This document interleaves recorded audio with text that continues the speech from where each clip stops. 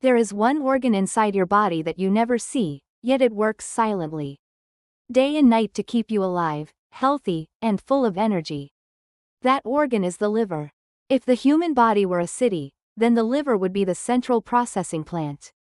The one that filters all the toxins, regulates energy, produces vital substances, and keeps the entire system running smoothly. It performs more than 500 essential functions, and is the silent hero of us all. But when we treat it badly, when we repeat small eating habits that seem harmless day after day, the liver begins to store fat, becomes heavy, and falls into a state of fatty liver, cirrhosis, and finally liver failure. And when that happens, everything collapses. Today, fatty liver disease is no longer the illness of heavy drinkers. In fact, most people who have fatty liver do not drink much alcohol. They simply eat the wrong way. Modern food filled with sugar, starch, and industrial vegetable oils is quietly attacking our livers every single day. And sadly, while so many people talk about clean eating, detox, or superfoods, most of the advice out there is inaccurate or completely misunderstands the root of the problem. Let's begin with the simplest thing: what you should not eat. The real first enemy is sugar, especially fructose, the sugar found in sweets, sodas, and even in natural sugars from sweet fruits. Many people think that avoiding added sugar is enough. But they forget that every day they might consume 100 grams of fructose from things that sound healthy like juice, smoothies, or honey. The liver is the only organ that can process fructose. When you consume too much, the liver turns it into fat. And that fat gets trapped right inside the liver. Then comes another culprit: alcohol. Everyone knows alcohol harms the liver. But few know that fructose is just as toxic. When the liver has to handle alcohol, fructose, and toxins from the environment all at once, it's like a factory, overwhelmed with thousands of garbage containers that no one is clearing out. Operations slow down, energy drops, and the liver begins to choke. Yet the story doesn't stop there. Insulin, a small hormone, plays a massive role in this disease. Insulin is the storage hormone. It helps your body move energy into cells and store the excess as fat. When you eat too many carbs or sugars, insulin rises continuously. And when the liver has become fatty, insulin doesn't just rise. It becomes resistant, causing your body to store even more fat, especially in the liver. That vicious cycle keeps repeating, and the liver becomes more and more congested, like a machine clogged with thick oil. Now you understand that the real cause of fatty liver isn't the fat you eat, but the excess energy, mainly from sugar and starch. When you eat more than your body needs, insulin increases, your body stops burning energy and starts storing it. And once the liver is surrounded by fat, it no longer responds to insulin properly, making blood sugar stay high. At that point, insulin resistance becomes the root of countless chronic diseases: diabetes, obesity, hypertension, even dementia. So, if you want to protect your liver, you must stop overloading it. First, stay away from alcohol, that's obvious. Next, cut out sugar, both refined sugar and natural sugar. If you're consuming too much sweet fruit, a few berries are fine, but if you eat a whole bowl of watermelon or several mangoes at once, that fructose load is enough to keep your liver suffering all day. The liver doesn't care where the sugar comes from.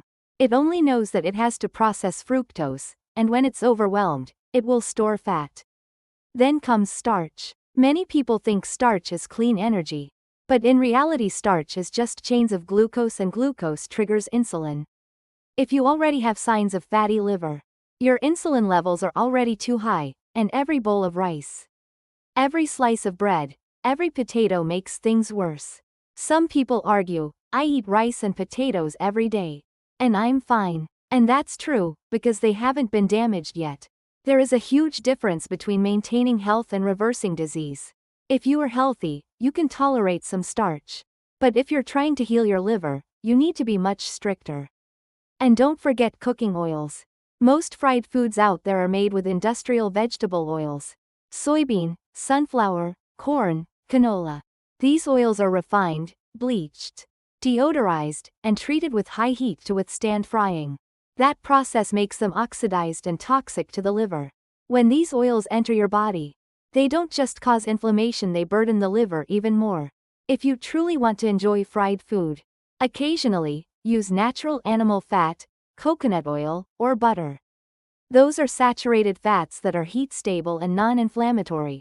Many people chase after miracle foods because they are used to the symptom remedy mindset of modern medicine when it hurts.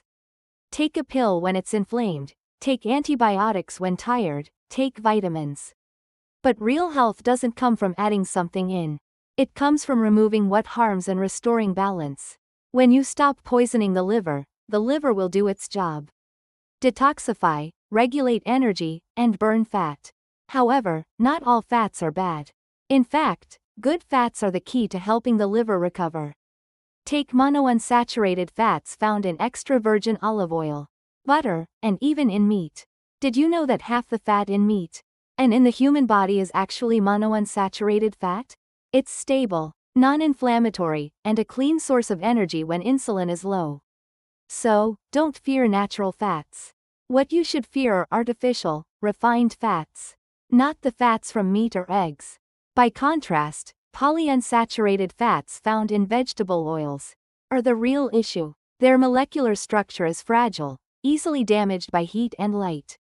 When oxidized, they become inflammatory toxins that injure the liver.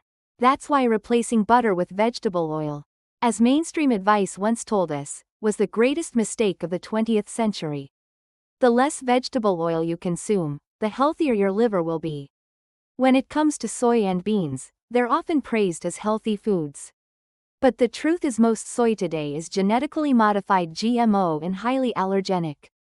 If you're sensitive, they trigger inflammation that exhausts the liver. Only when you're truly healthy, eating small amounts of fermented organic soy, like miso or natto, can it be beneficial. But if you're recovering from fatty liver, it's best to avoid them entirely. There's good news for coffee lovers. Coffee isn't bad for your liver if consumed moderately. 1 or 2 cups a day can even protect the liver from damage, thanks to natural antioxidants in the beans. But don't confuse black coffee with coffee mixed with milk and sugar. The latter harms your liver faster than soda. And if your adrenal glands are weak, avoid overdoing caffeine, because 6 cups a day will only wear your body out. Next come walnuts, macadamias, pecans, nature's small treasures. They're rich in healthy fats, low in carbs, and full of protein. When you eat these instead of pastries, you lower insulin and give your liver a chance to burn fat. But remember, eat in moderation, no food is the more the better. Another special nutrient is omega-3. This is a type of polyunsaturated fat that is actually good for you, found in fatty fish, like salmon and sardines, and in organic eggs. Omega-3 fights inflammation, balances the harmful omega-6 from vegetable oils, and improves insulin sensitivity. But don't think eating flaxseed alone is enough. The omega-3 in flax must be converted into EPA and DHA. And the weaker your body, the less it can convert. That's why, if possible, eat real fish or omega-rich eggs, instead of relying on seed oil supplements. And then we come to the 2 true stars of liver recovery: meat and eggs. Meat, especially natural red meat, is a complete source of nutrition.